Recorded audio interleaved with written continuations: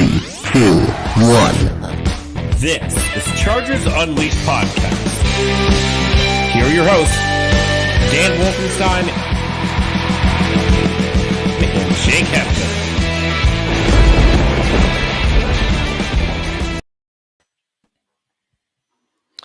Welcome to another edition of Chargers Unleashed. Jake Hefner and Dan Wolkenstein here with you from the LAFB Network. Today's show, of course, being brought by UFC Fit Temecula, Golden Road Brewery, BetUS, TickPick, and Chargers Bolt family. If this is your first time tuning into the show, you can, of course, like and subscribe to us on YouTube. You can find us on Facebook, Twitter, and Instagram, and, of course, on Apple and Spotify, or wherever you choose to digest your weekly NFL podcast.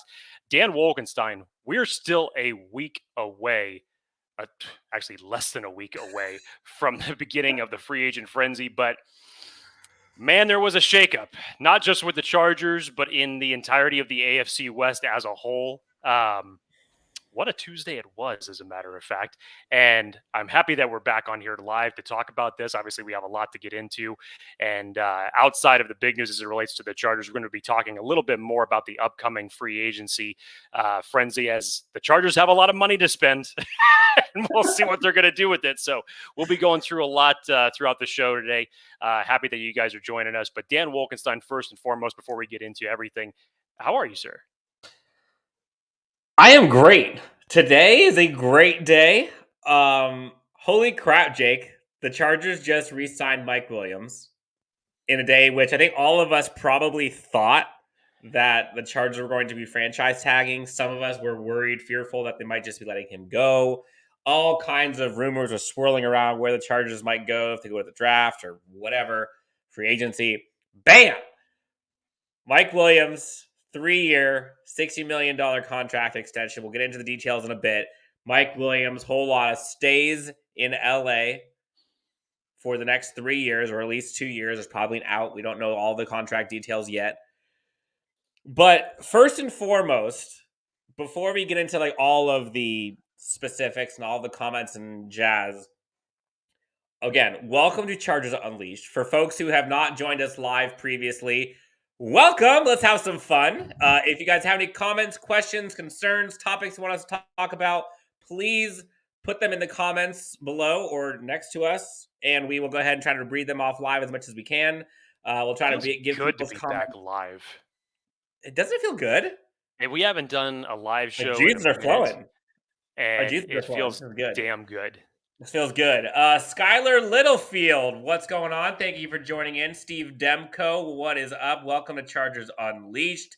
Angel Flores, good to see you. Shred74, welcome. Matthew Trasinski, I'm terrible with last names. I'm terrible with pronunciation. I apologize. Yes, Mike Williams extension. Hell yes. All right, so Jake, how nervous were you waking up this morning that Mike Williams was not going to be a Charger? I mean, I wasn't nervous, given everything that we had heard from Brandon Staley. I mean, Staley's essentially been elated to keep Mike Williams since the final game of the regular season and the unfortunate loss against the Las Vegas Raiders.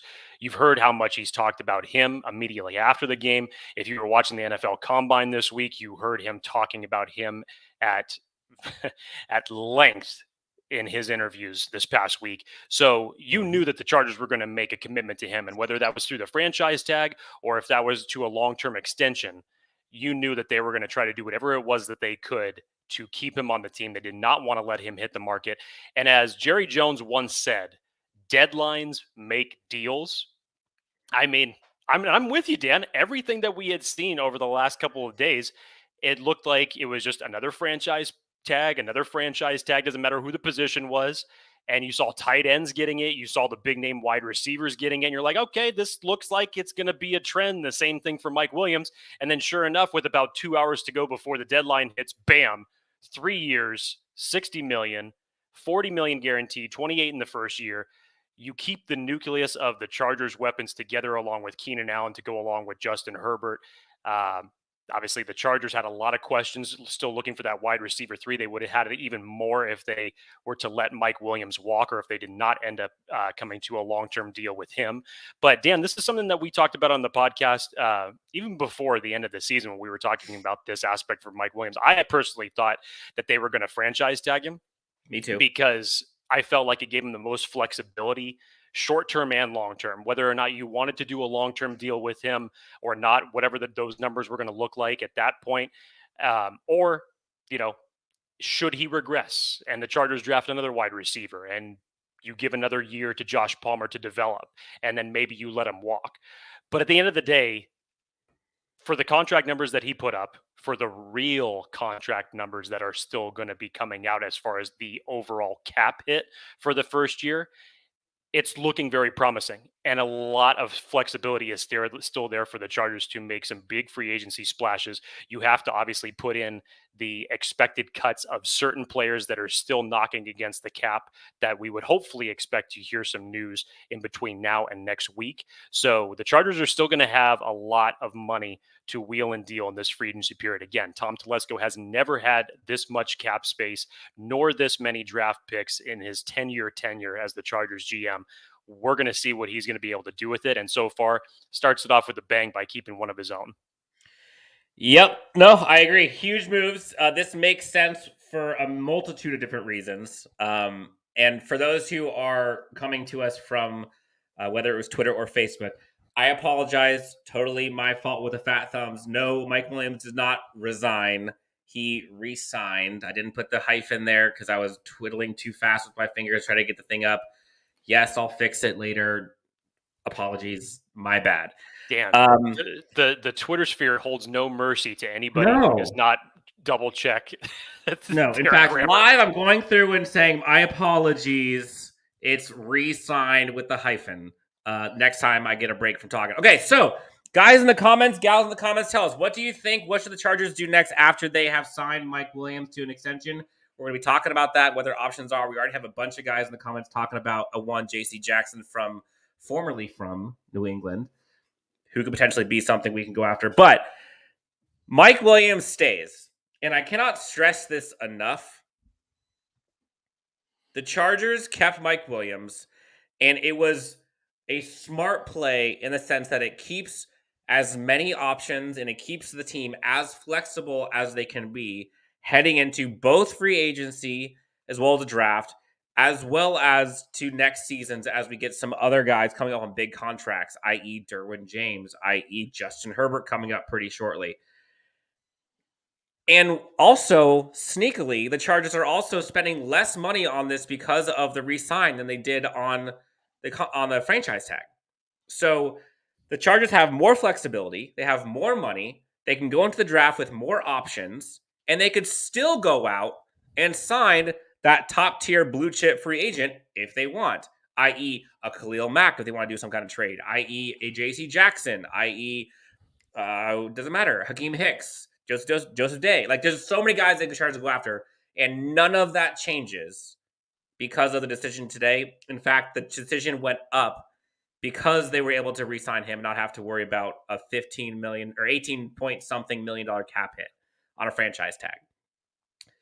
Now, there were some people, as we all know, not everybody can be happy. We can't all have nice things. There are some people who were not quite so happy about this and were complaining about, what? You're kidding. This is too much money, as if it's their spending, as if it actually matters. As if the cap space is even real. Two, as if they understand like basic econ when it comes to the NFL.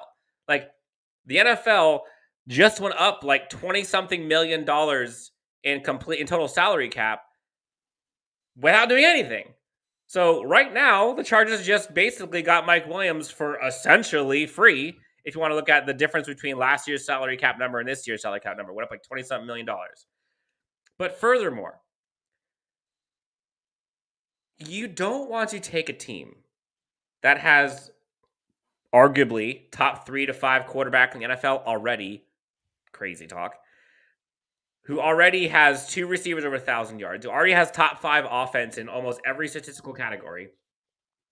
You mean to tell me you want to take that offense and make it worse, and then hope that you can try to make it equal to, which probably isn't going to happen, the first year with going in the draft or going and signing some other random free agent wide receiver who now there aren't many because most of them got the franchise tag. That's not going to happen. Oh, we could draft wide receiver at 17. You could, but the chances of him being better than Mike Williams' productions in year one, slim to none. Slim to none. And that's just to get up to Mike Williams. So if you didn't bring back Mike Williams, your team gets worse. And you have to hope that the team can get up to that level on offense again while also getting good on defense. Now, you get both. Best of both worlds. Mike Williams stays. All the consistency, camaraderie that he's built with Justin Herbert, Keenan Allen, that nucleus, like you mentioned, is now mended together. And now, imagine if they kept Mike Williams and then go out and get some stud wide receiver in round 1 or round 2, round 3. It doesn't matter when. They literally can do anything right now. And that's because they kept Mike Williams. If they got rid of Mike Williams, we know what they're doing round 1. Like, there's no doubt about it. So, it's a good day for the Chargers. It's a good day for fans of the Chargers. And Jake, it's also a great day for anyone who is going to Chargers games, because not only are we going to see Mike Williams for a while, there's also a new guy in town who has decided to take his talents to Denver, and a one Russell Wilson. And you want to tell me you want to go up against Russell Wilson, Jerry Jeudy, Tim Patrick, Cortland Sutton, and then all those dudes over in Kansas City with, no offense to Keenan Allen, but in terms of like explosive playmaking abilities, Keenan Allen and Austin Eckler as your top playmakers? No. No. So Chargers fans got about an hour and a half of laughter, pointing the finger at Denver Broncos fans because everybody was up in arms and happy that Aaron Rodgers was not coming to the Broncos after essentially a year of speculation for that. And then, nope, Denver had an ace in the hole and had another deal worked out because apparently, and now according to reports, they got wind of Rodgers staying in Green Bay last Sunday. And so this has been a couple of days now that they've known about this, and they had a deal already set in place. And in truth, Seattle actually took less from another deal that Washington had on the table for Russell Wilson. And now the AFC West is essentially just a murderer's row of quarterbacks, depending on what you feel about one Derek Carr in Las Vegas. But the only people that are happy right now about this trade outside of the Denver Broncos fans is the Arizona Cardinals, the Los Angeles Rams, and the San Francisco 49ers. They're happy. Everybody else, get ready for some competition in the AFC West, because you think it was hard before, it's going to get that much harder now. It is. Steve Demko comes out and says, "We need to get some help for Austin Eckler." I think all of us would agree. Imagine if we didn't have Mike Williams. Like, imagine if we did not have Mike Williams, and now you're saying we got to go get wide receiver 2, probably wide receiver 3, and probably running back 2. Like, that's a tall task. Like, now you just go get a burner and you're set at wide receiver. Oh, we could just we could just bring back Travis Benjamin. I think that'll. Oh, yeah. Travis Benjamin, fix everything. Melvin Gordon will that'll fix everything. Yeah, we'll be fine. We'll be fine. Cool. All right. Well, that's all we got to have. That's the only time we have for today. Jake, anything else we'll talk about? Let's see here. Benjamin, I'm going to try to get to some of these comments, Jake, so we can kind of get to some of these before we get too many for us to get through. Benjamin Holman, the fourth. I love that. We got to worry about plugging that D-line up, getting Bosa some more help. Tillery isn't bad at all, to be honest, but we need help there. He's kind to Jerry Tillery. Benjamin, if you have not tuned into our defensive line prospect breakdown, please do. It's on our channel on Chargers Unleashed. I guarantee you, because we did that video before the combine with all of our thoughts, all of our favorite prospects and that, I guarantee you after this combine week, when we refresh that list and do it in another couple of weeks, it's going to look extremely different. But as I have been saying since last year's training camp, I was worried about the depth in the D-line coming in. It reared its ugly head multiple times throughout the throughout the 2021 NFL season. So it's no secret now how big of an emphasis that the Chargers need to reinforce their interior to the defensive line. You have Linval Joseph, who's going to be a free agent. Don't know the status of whether or not Justin Jones is going to be coming back. Christian Covington is also a free agent for your defensive line. So you could potentially have 3 guys and 3 holes to fill throughout free agency. I think the Chargers are going to be heavy movers in free agency. We all know the links about Akeem Hicks possibilities and the relationship between him and Brandon Staley. Sebastian Joseph Day is another one that's out there. And even if they do make a splash, 1 here, 2 here, I could definitely see them going again in round 1 at pick 17 to help reinforce that interior of the defensive line. Depends on the player and obviously depends on who's still on the board at that time. But they should definitely be double dipping in free agency and the draft to try to shore up that need. This way, you're going to get more pass rush help for Joey Bosa outside of just an edge rusher. You're going to be able to fortify the interior of the defensive line a lot better as well. So no question about it. They need major help on the defense, especially with Russell Wilson coming to town. Yes. And again, I keep prefacing this because people are kind of staying siloed a bit. You can sign Mike Williams and still go get premium talent with blue chip players at free agency. There isn't one or the other. It just isn't. So, bunch of questions in here, Jake. Yeah, only a Sith deals in absolutes. That's what only a Sith deals in absolutes. That's the narrative that's out there apparently. So the first name that came up after all this news broke, and you're starting to see little inklings of connections between the two. J.C. Jackson, Steve Demko says that we need to get some help for the defense now. Then we got a bunch of questions here, Jake, asking about should we go after J.C. Jackson or Khalil Mack? J.C. Jackson next, says Skylar Littlefield. What's the possibility of J.C. Jackson? So I think J.C. Jackson's on the mind. I'm thinking people like J.C. Jackson. Yep. And then Matt, this is how we start the question.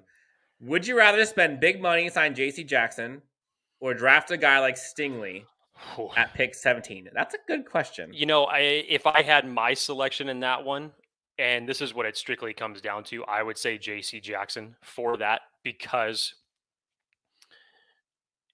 that sets, in my opinion, your secondary right there, because you're probably most likely going to move Asante Samuel Jr. into your nickel spot.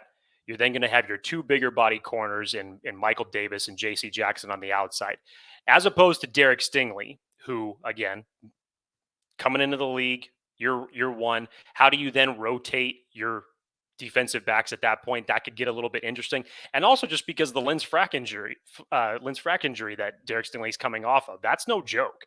That is no joke, and especially for a defensive back coming off of that. I know he says he's ahead of schedule about it, but that does worry me a little bit.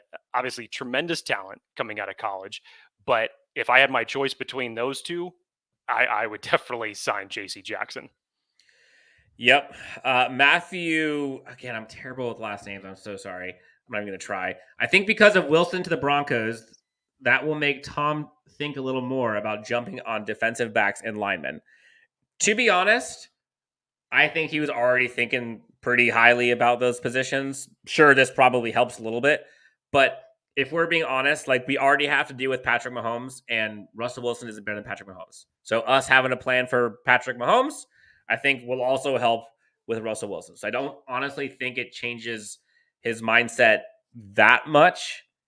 It may just more reinforce it, in my opinion. Who was it that said it? Was it Telesco or was it Staley last week that said that, flat out, we will be putting an emphasis on the cornerback position? That was Staley. Yeah, we're always looking for cornerbacks. There it is. Yes. So yeah, I think this only just reinforces it. Yep. Let's see. Shred 74 or Sherd 74. I'm not sure what exactly that has. But does having Brandon Staley give us a slight edge versus Russell Wilson because his Rams defense used to give him so many headaches? Supposing we get the pieces he needs for the defense. Certainly wouldn't hurt. It wouldn't hurt. I'm waiting for the day where the Chargers no longer have issues against mobile quarterbacks, because they've had issues against mobile quarterbacks for the last 12 years, essentially. So on the flip side of that, when Staley was with the Rams, He had a guy named Aaron Donald who made things a lot easier, and definitely the Chargers don't have that. So, yeah, you're going to have to get the pieces that you need to maybe not fully stop him, but maybe slow him down. Yeah, I will say a friend of mine is a huge Rams fan, and he reached out to me as soon as the Broncos deal happened. Well, first he reached out to me congratulating me about Mike Williams, and then immediately, I thought he was reaching out to you just to laugh and smash it in your face that the Rams had won the Super Bowl. well, that too. That was well before this. That was weeks ago. I've already taken that crow. But weirdly, his take was honestly like, we've had to go up against Russell Wilson for a while. We've had his number. Like, he's not what everyone thinks he is or what he used to be. So a lot of people outside don't think he's as much of a problem as I think people are initially thinking. Now, obviously, Russell Wilson is like 57,000 times better than what the Denver Broncos had before today. So clearly the Broncos are better right now. Did they lose some important pieces? Absolutely. Noah Fant's not there. Shelby Harris isn't there. Their first and second round picks till 2044 aren't there. How dare you not mention Drew Lock, Dan? Shame on you. Oh, yeah, and that guy. Drew Lock isn't there anymore. Good riddance. But, like, their team is better. Everyone always said, give the Broncos a quarterback and that team is a Super Bowl contender. And they got Russell Wilson, who I don't care how much you want to give him a slight, I think he's a top 10 quarterback. So arguably, the Broncos went from having a bottom 5 quarterback in the NFL to a top 10. So if I'm the Broncos fan, I'm taking that. But again, the Chargers fans are still looking up at one team, in my opinion. If they can compete and if they can beat the Chiefs, it's a wrap. Let's see. Steve Demko, shout out Travis Butterfinger Benjamin. Those are the days. What's up, guys? Late to the party. Mike Dub is back, baby. Thank you, Robert Carper. Welcome to the show. Yes, Jake. I can't tell you how relieved I was when I saw that Mike Williams was resigned. I think both of us thought he was going to be back one way or another. But it just allows us to kind of put to bed a lot of these, I don't know, a lot of these kind of slogans that people talk about, whether it's Chargers are cheap, or Coupon Tom, or we never resign our players, or we don't ever keep big time talent, or insert all the things we've heard for years that have been disproven 10 times in the last 5 years. But it's just another one. And I know it just takes time for those things to kind of go away. But Mike Williams, again, former number 7 overall pick, just came off a career year. And given who was left on the wide receiver market, because the guys who have already been franchise tags, Devontae Adams gone, Chris Godwin gone, Mike Williams was the best wide receiver available. So if he tested free agency, you best believe he's about to get shown $25 million plus a year by some team, because he's the best wide receiver left on the market, where the cap space is going up $20 million. You're going to have teams that are going to fighting for him. So people get all up in arms about paying $20 million. But again, you paid $20 million. If Mike Williams balls out this year in 2022, $20 million is a bargain, which sounds crazy. It's a lot of money. But given the NFL money, $20 million for someone who consistently can do, 1,200 yards and 8 touchdowns, that's the going rate. That's the going rate. Wait till Chris Godwin re-signs his contract extension, whatever that is, or Devontae Adams does his contract, and you tell me what you think $20 million gets you as a wide receiver. Look, Dan, the best part about this is that next year, everybody's going to forget everything that you just said. Everybody's going to forget every point you made. Everybody's even going to forget that Mike Williams was a big name at the time as far as the free agent narrative that they like to say. But look, everybody just pushing this whole aspect.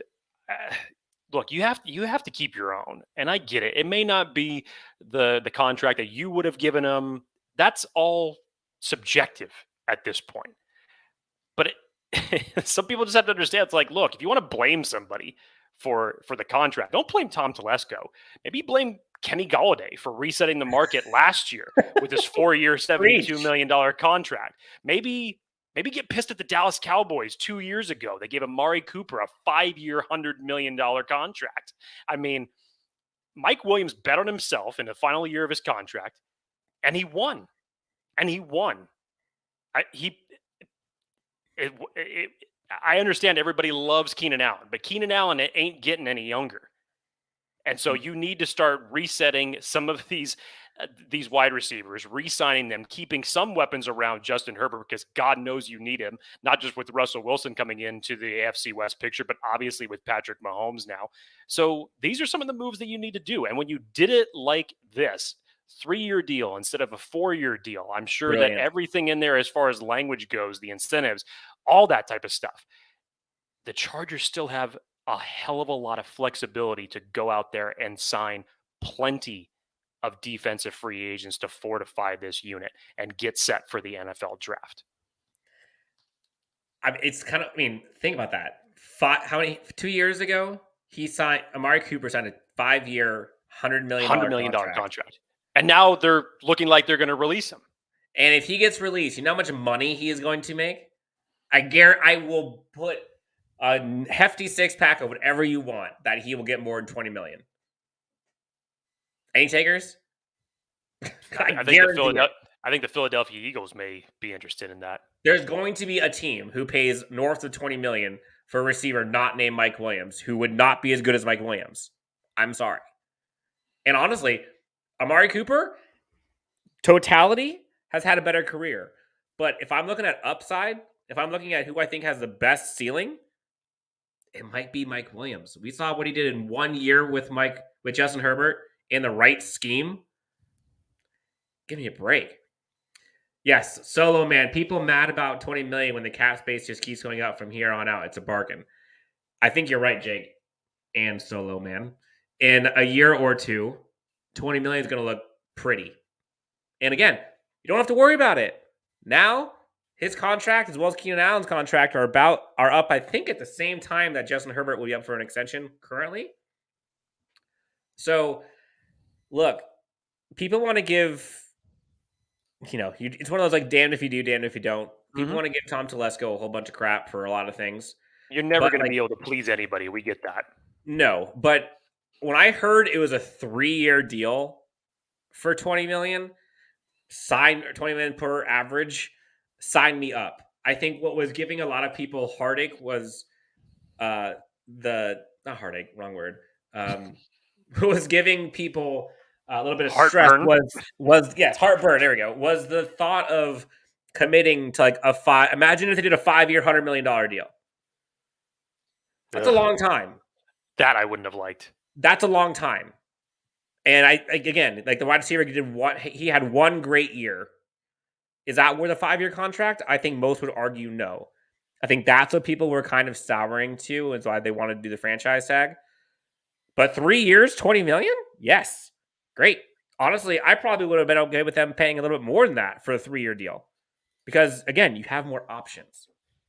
So, I think the main purpose of us going live today was just kind of have this be like a free-flowing discussion of the Mike Williams discussion, kind of the AFC West as a whole, and kind of like what's next. So, I'll ask you this, Jake, or ask other people. How would you stack rank? We're not talking about on paper, but just if someone asked you right now, stack rank the AFC West with what you think it's going to be come beginning of 2022. Would it just be as teams? You're saying as teams? Would it be Chiefs, Chargers, Broncos, Raiders, or anything else? No. That's exactly how I would stack them. But the gap between the Chargers and the Broncos as it stands right now has severely narrowed. Mm-hmm. And there is even an argument to be made that some people may take the Denver Broncos right now, specifically just because of the weapons that they have, not just offensively, but defensively as well. That's what they have spent a lot of time developing and drafting towards. And the Chargers have seen it. They've lost to it a couple times over the last couple of years. That is a very underrated defense, even without Von Miller, who might be returning here in the next week. I would if I knew Russell Wilson was there. So I'll still give it to the Chargers just from the standpoint of I think that, they have the better quarterback, and I think that they have a few pieces here that they can get an advantage over Denver, but that gap is extremely narrow right now. So you talk about a competitive AFC West, it's still all about chasing the Kansas City Chiefs at the end of the day, though.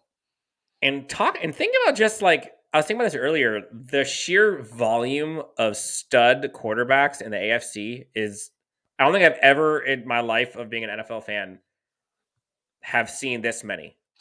And this much of a disparity between the AFC and the NFC, or to either side. The amount of quarterback, like the top, I would argue almost all of the top 5 quarterbacks in the AFC are better than the best quarterback in the NFC at this point. Aside from Aaron Rodgers. Russell Wilson's gone. Tom Brady is gone. Like, who's next after Aaron Rodgers? Are you putting like Dak? Are you putting Kyler Murray? Again, we talked about the murderer's row of quarterbacks that are just in the AFC West Conference alone, and now you add a Russell Wilson into that factor. It's just like, whew. So then the other part is, so now that we have Mike Williams, and we talk about quarterbacks, looking at kind of the draft that's kind of ahead of the Chargers, there are probably like one or two AFC.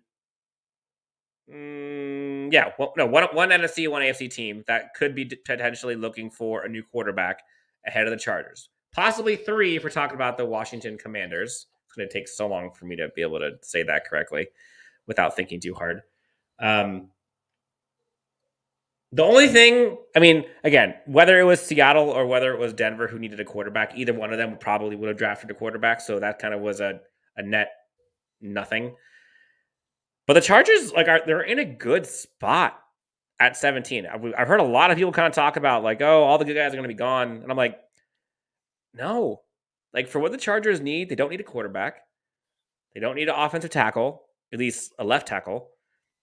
Like, the positions that they need, there's going to be value. And you could potentially get DT1 or 2 easy.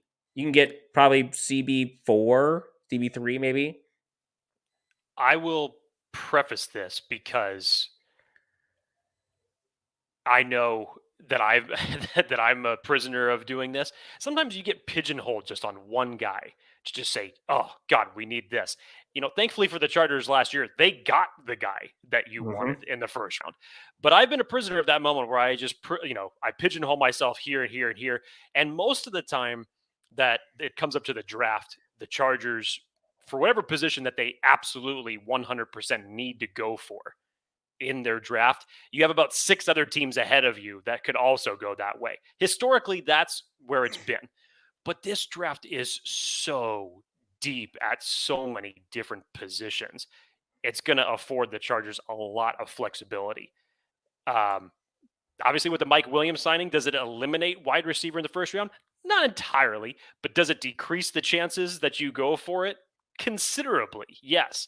So you're looking at who's a corner that's going to be there if you don't happen to get a J.C. Jackson or a Tre'Davious Ward in free agency. Could you go that route?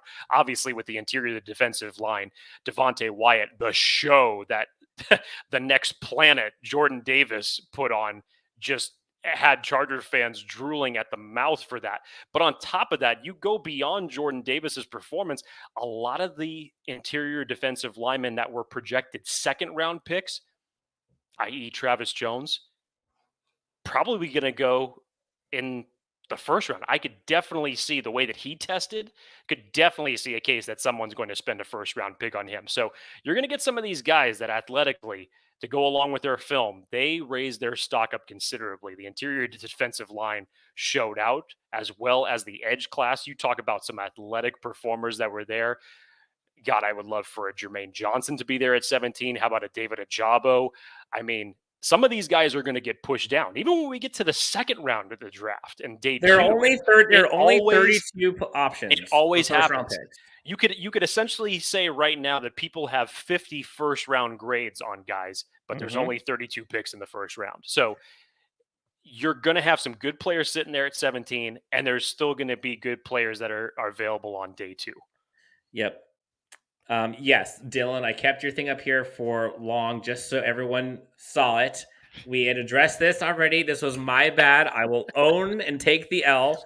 I quickly put re-sign and did not put the dash, and I'm not able to go in and update it until after the show is done going live. Apologies. I retweeted it with the proper re-sign with the hyphen in the middle. My bad. I hope you learn from this mistake, because the next time it happens, I'm going to be with them in the comment section, or them in the comment section, them in the comment section. Yep. Man, I will say it was a little interesting seeing how quick when the news broke about Mike Williams, and we heard, 28 million in the first 28 million in the first year, and immediately you got people irate about the Chargers spending $28 million. That's going to take away all of our money to spend on free agency and talent.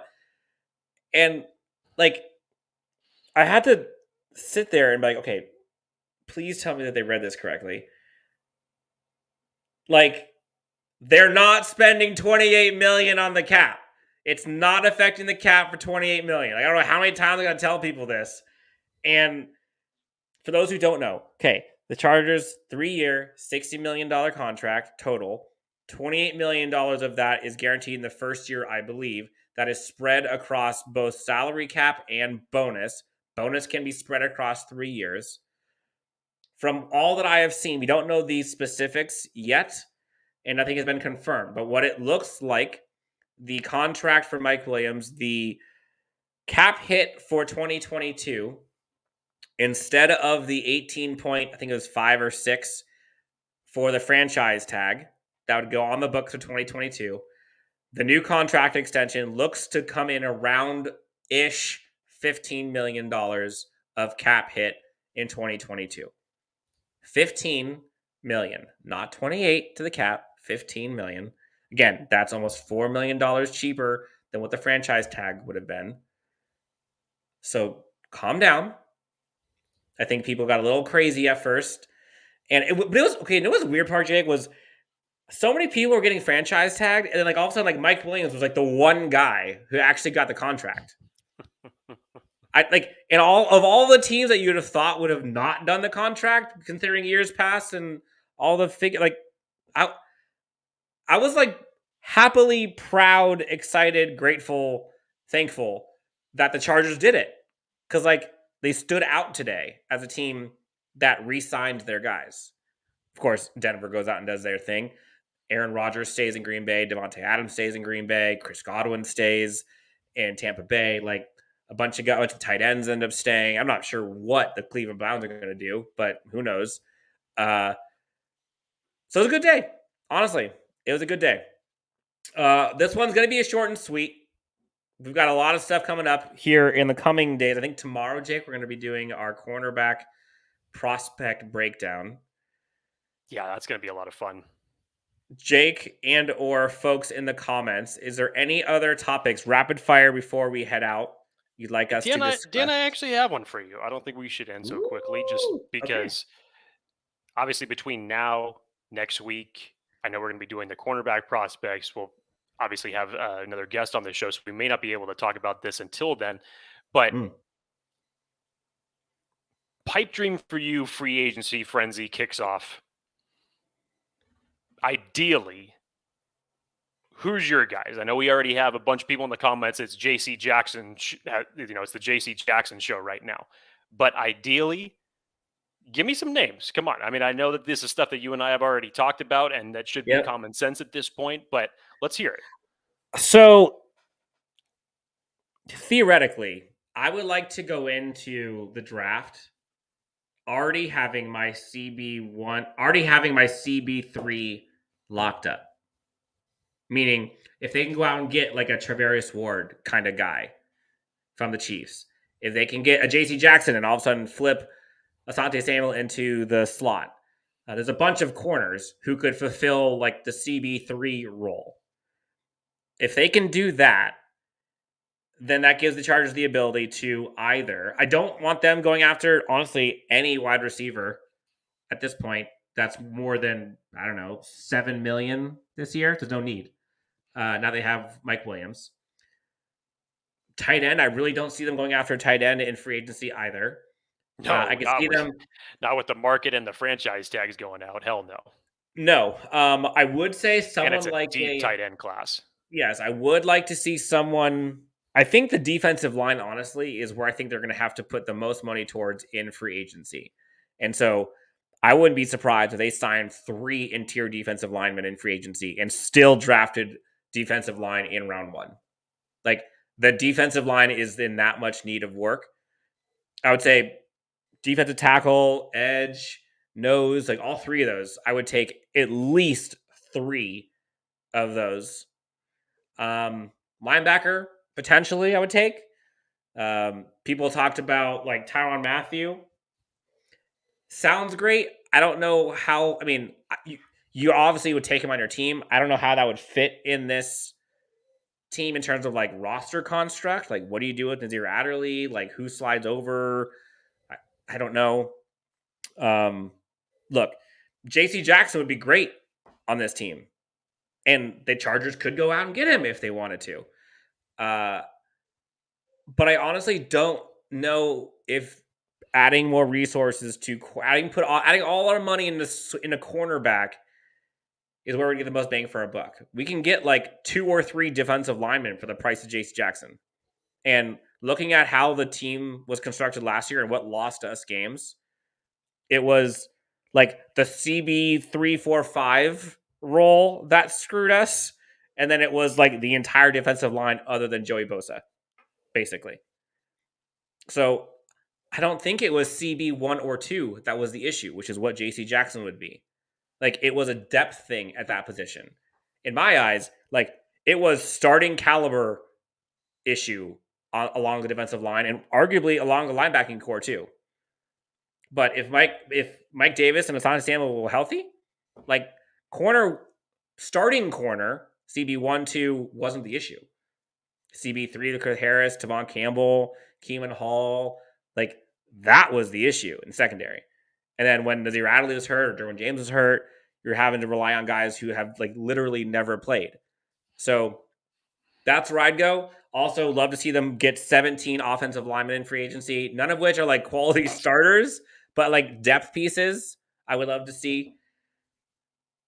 I don't know if that's answering your question, but that's kind of where that's like the strategy I would look for. Like, beef up defensive line in free agency. Like, I want to see a bunch of dudes sign there, and I want to see at least 2 or 3 corners in free agency. And I mean, I would obviously take JC Jackson, but like, I would rather them go after like a CB3. Like, Travarius Ward would be great. I love that type of corner that can come in where you're not going to break the bank with him. But I don't think Travarius Ward is getting enough respect. I agree. People say they were interested in him. I get it. You'd like to see the Chargers go after JC Jackson and him being the number 1 corner possibly on the market. I get that. But as a consolation prize, Tre'Davious Ward to pair with Mike Davis and Asante Samuel Jr., that's not bad. And hey, you take it away from a divisional opponent, that's even better. Totally. And like, I know the Texans just let go of a stud edge rusher, I believe.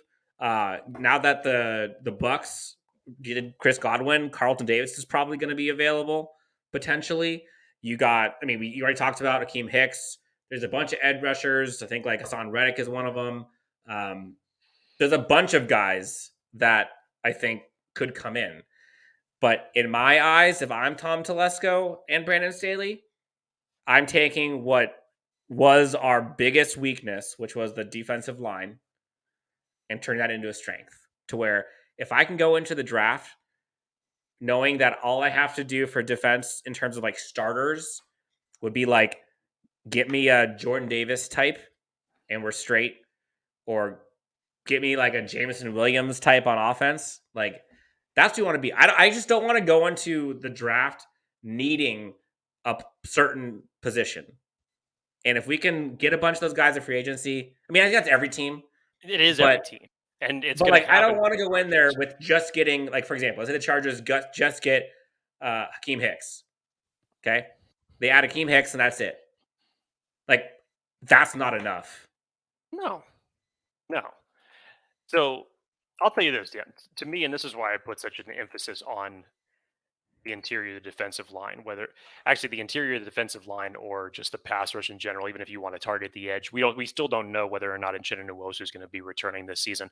But a good interior defensive line press, if you can get 4 and drop 7, I don't care who your quarterback or your wide receiver is. In the Chargers case, if you can't get pressure on the quarterback and they have 7 or 8 seconds to throw, then, unless you're Deion Sanders or Darrelle Revis, you're going to lose coverage and guys are going to be catching balls. But if you can flip that around, good interior defensive line and edge pressure can definitely, let's just say, disguise poor secondary play. Because if a quarterback doesn't have any time and he's flat on his ass and he can't throw the ball and his timing's off, then nothing else actually matters on that particular play.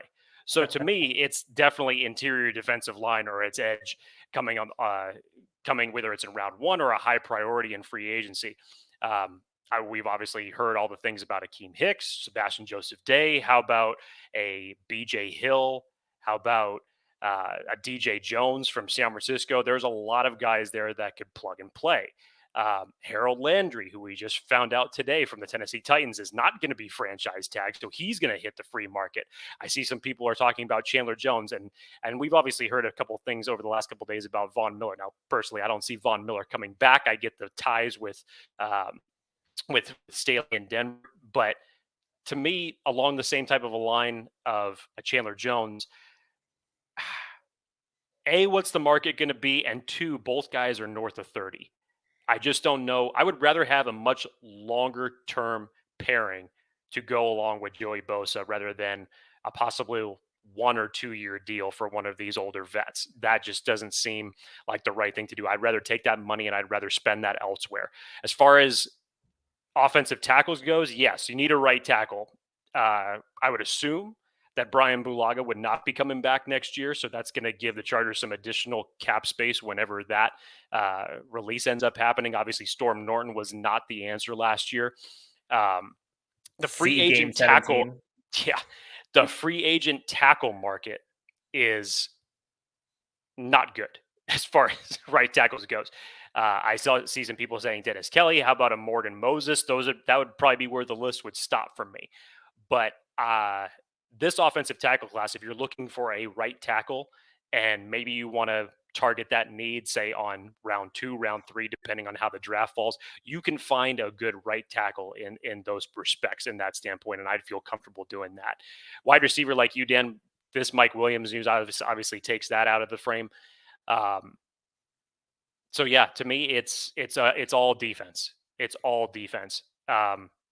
Sorry, I forgot to even mention the running back scenario and answering the question as far as getting help for Austin Eckler. How about Ernest Johnson? You can find some possible number 2 running backs out there that may not cost you that much. Don't know if Justin Jackson's going to be back. And Larry Roundtree and Joshua Kelly have not been the answer as an RB3. Would not be shocked if the Chargers spent yet another day 3 pick on a running back this year to try to find some extra juice to get some help in their running back stable. But Dan, yeah, this just all lines up defense for me. And it should be a point of emphasis in free agency and high in round 1 and 2 in the draft as well. It was kind of fun seeing what the Chargers did last year, where they kind of focused a lot of things on like making sure they didn't screw up Justin Herbert's success. And Brandon Staley was going to bed at night if he could fall asleep after those defensive showings. It was like, man, like I would love to be able to get some dudes on defense. And now 11 draft picks. He's drooling at this. And I mean, he's drooling, but I mean, Dan, this is step 1 to remember what I said. Tom Telesco is still on the hot seat, in my opinion. This is the most pivotal Agreed. offseason for him coming into this year. He's made the first move, and it's a good move. But he still has the most cap space that he's ever worked with as a GM, has the most draft capital that he has ever had in 10 years. If you can't land this, especially when you look at the draft classes that they have had since 2019, Justin Herbert, as of right now, and Rashawn Slater are your two saving graces right now. Really. Mm-hmm. Outside of that, obviously the jury's still out on a couple other guys, but when you go back and you look at the drafts from 2019 to now, you gotta hit on this draft if you're looking to compete in this window that Herbert has still on his rookie deal and try to catch some ground in the AFC West. It has to happen this year or he should be gone. Jake, our friend HH4 is back. I'm pretty sure HH4 was one of the people who was saying the Chargers were not going to have a winning record last season and was a little down on many things. Coupon has no more excuses. Is it fair to use that term coupon Tom anymore?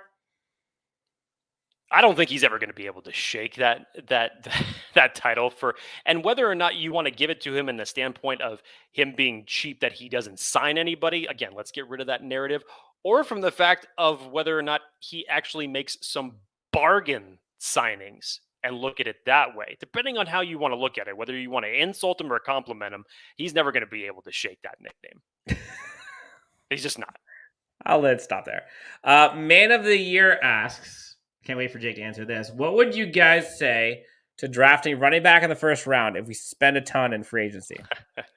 If the Chargers go out and spend buku money on free agency and they go out and draft stud RB1 with pick 17, how many things is Jake throwing out the window?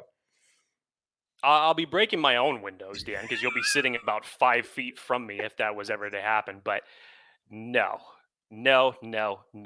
You're not looking for an RB1. You have your RB1. You're looking for essentially an RB2 or an RB3. Unless reality all of a sudden became fantasy football, then that would be the only justification that I would say of taking a running back at round 1. Yep. Maybe this could be the last topic, Jake. Given what we have seen today with Mike Williams coming back and projecting what we think is going to happen in free agency, all of that together, what is your strategy for drafting days 1 and 2? Come on, dude. Told you, man. To me, even this Mike Williams thing makes it a hell of a big difference.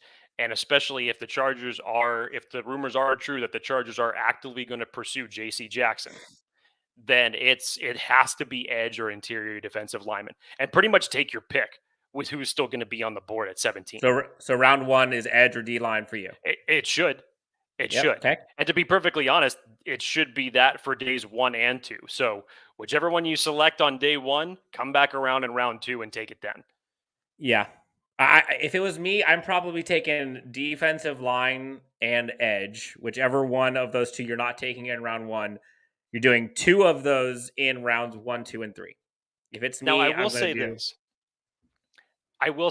I would not be disappointed, depending on how the board falls, if a Sky Moore is there, if a Cal in round 2 happens to be there in round 2, yes, I would not be disappointed. So that's where I was going. Whatsoever. That's where I was going, because I think there's a couple guys that if they're available in 2 or 3, depending on how we go, like let's say the Chargers go for Karlaftis or like a Jordan Davis, Devontae Wyatt, Travis Jones type. Okay. Then in round 2, you got guys like you said, Sky Moore. You could do Cal Austin. You could do, not Garrett Wilson, George Pickett. You can do potentially like Christian Watson in theory, although I think he's probably going to be gone.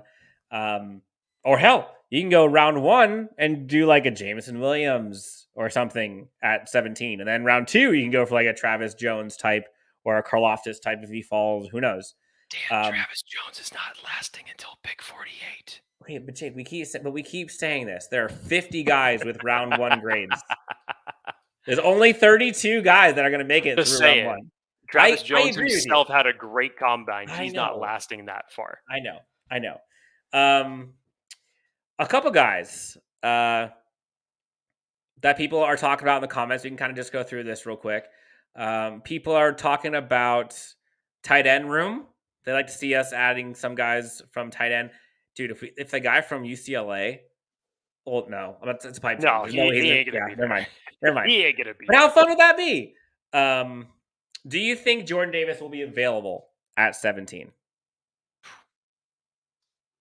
Trevor Sikkema, our good friend of the show, said it on his latest NFL Stock Exchange podcast. He said the floor for Jordan Davis is the Chargers at 17.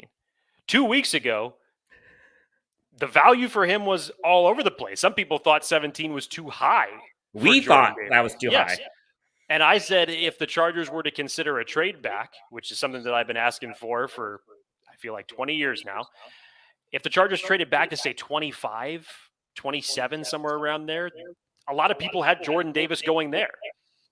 It wouldn't surprise me if Jordan Davis is gone by 12. Wouldn't surprise me at all. So I think that there's still a considerable chance based off of the other needs of the other teams, but I think that chance now considerably shrunk.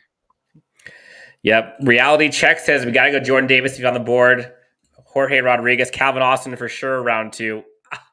Man, how many times have we on this show talked about the fantasy of Calvin Austin on this team? Now that you know that you have Mike Williams back and you put that in a wide receiver room with Keenan Allen, with Josh Palmer, with Jalen Guyton, you have 2 speed guys essentially now.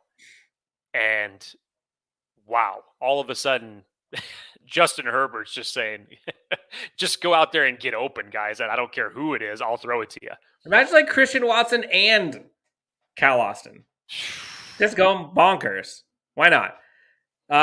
HH4 says Alec Pierce. I actually like Alec Pierce. He's an undervalued wide receiver. He's tall, like 6'4". He's like a Mike Williams type, to be honest. Devontae Wyatt, we got people talking about. People are asking, what about James Conner or Leonard Fournette to pair with Cal Austin? Those are 2 names I didn't actually bring up. I'm not so sure about Leonard Fournette, Eckler, but excuse me. James Conner, yeah, maybe. I He'd can see fit that. what we need. He'd fit what we need for sure. Definitely fits what we need. Definitely does that. I mean, so I could see it as a possibility. No doubt about it. With the Ernest Johnson, yeah. Let's see, James Wagner. We haven't seen you in a while. How you doing, man? God bless you as well. Praying for a Slater caliber right tackle and to finish the brick wall for Justin Herbert.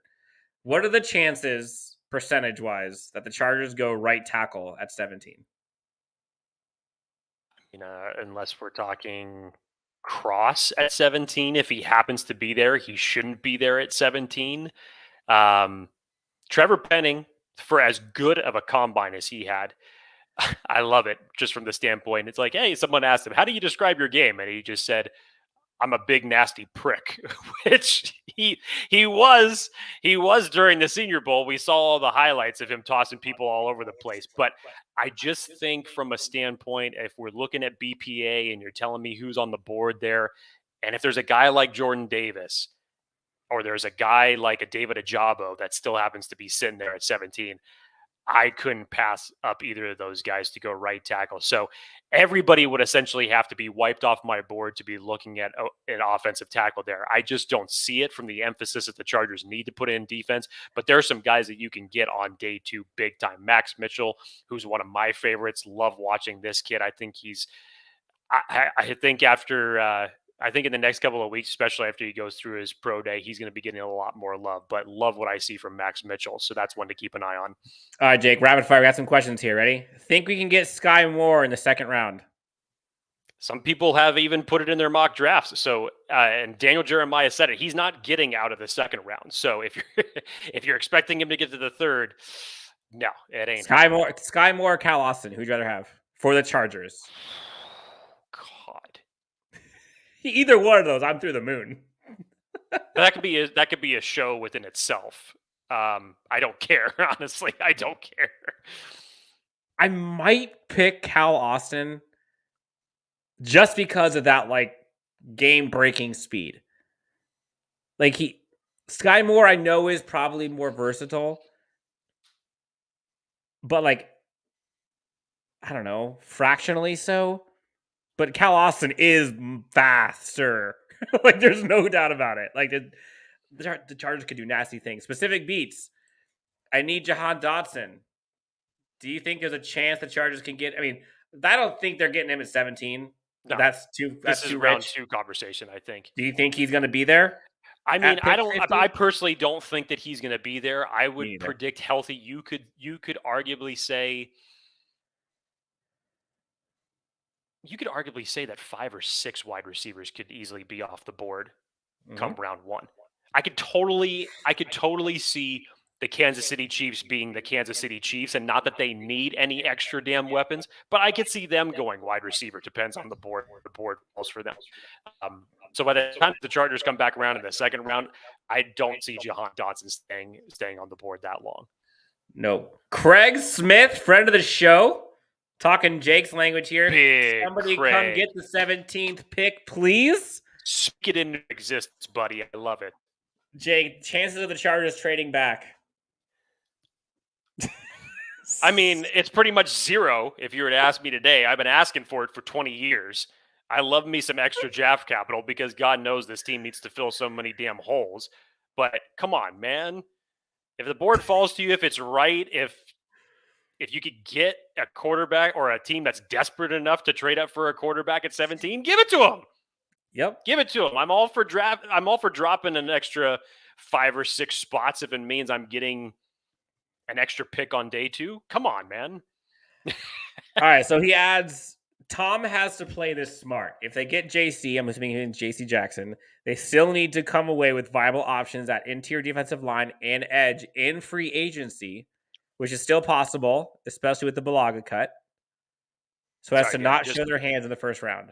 Just as you were talking, Schefter decided to break some news. So one of the edge players that I was talking about in free agency, the Titans decided not to sign or franchise tag Harold Landry. Instead, they signed him to a 5-year, $87.5 million deal that includes $52.5 million guaranteed. So that's like 18 plus per. Take Harold Landry off your list.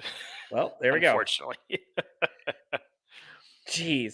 So I will say, Craig, I agree with you. My hope is that they can go heavy on the defensive line in free agency, so that way they can go into the draft with options. That is my one hope.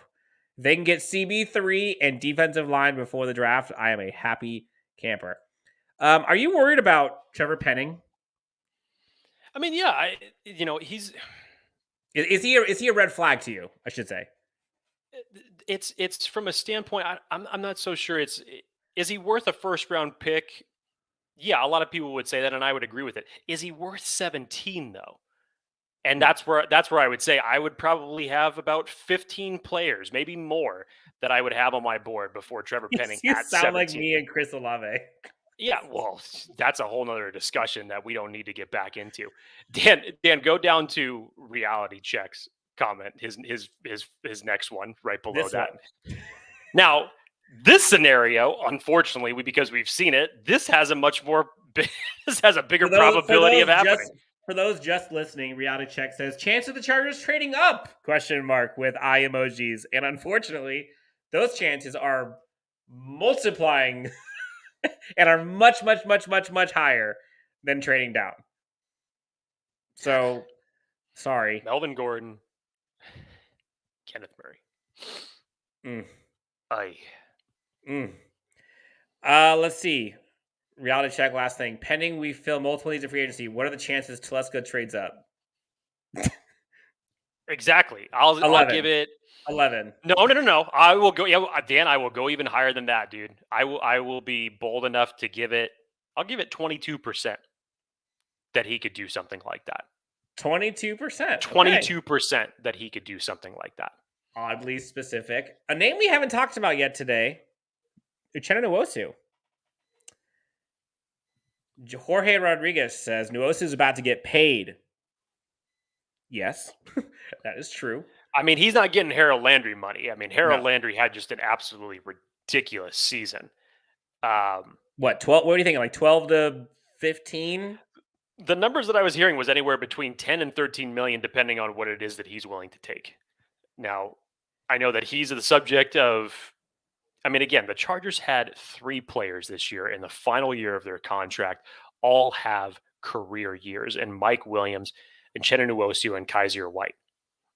If it were me, gun to my head, I'd rather bring back Kaiser White. But the fear that I've been talking about for the last several weeks now, all the tea leaves looks like Kaiser White will not be back with this team next year. And I hate that fact with every fiber of my being.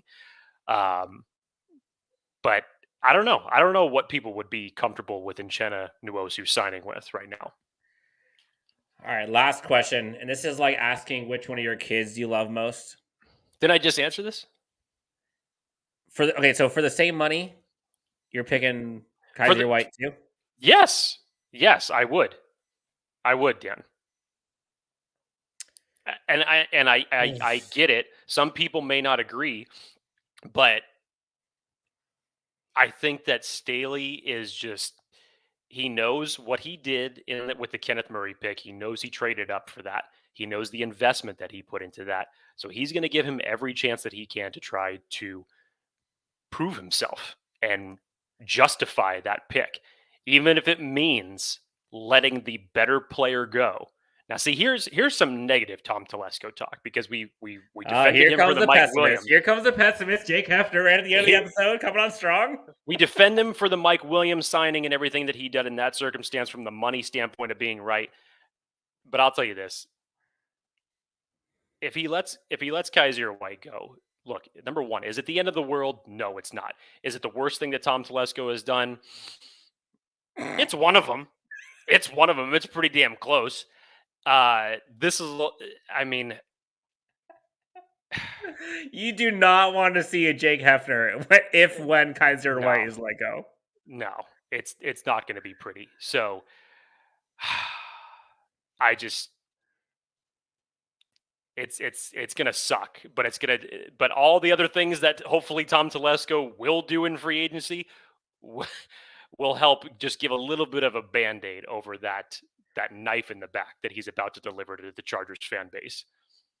Yeah, and then we're going to hear all those talks about Tom Telesco needing to get fired all over again. Tale as old as time. All right, Jake, I think let's wrap this up. We have a huge episode coming tomorrow as we discuss all things cornerback when it comes to the Chargers and the draft prospect. We saw them ball out at the Senior Bowl as well as at the Combine and East West Shrine, all the above. We're going to talk about them. We're going to rank our top 10 as well as honorable mentions on the next episode. For Jake Hefner, you can find him in his lovely backwards hat and his great scruff at Jake T. Hefner. Myself, you can find at Chargers Homer. For everyone who has been out there in the comments with the talk throughout, we appreciate you guys. Thanks so much for tuning in. We will talk to you guys next time on Chargers Unleashed. Bolt up. Chargers re-sign Mike Williams, 3 years, $60 million. The guy stays. We get to see a whole lot of for the foreseeable future. We also get to see a whole lot of Russell Wilson. But you know what? Bring it. Bring it on. AFC West is about to be booming. Can't wait to see all these teams line up at SoFi. This is Chargers Unleashed. You can find us anywhere you get your podcasts, Apple, iTunes, Spotify, you name it. Also, check us out on YouTube. Be sure to hit that like and subscribe button. For Jake Hefner. Jake, we've been here too long. For Jake Hefner and myself, thank you guys so much. Good afternoon, good evening, and good night. And we will talk to you next time on Chargers Unleashed.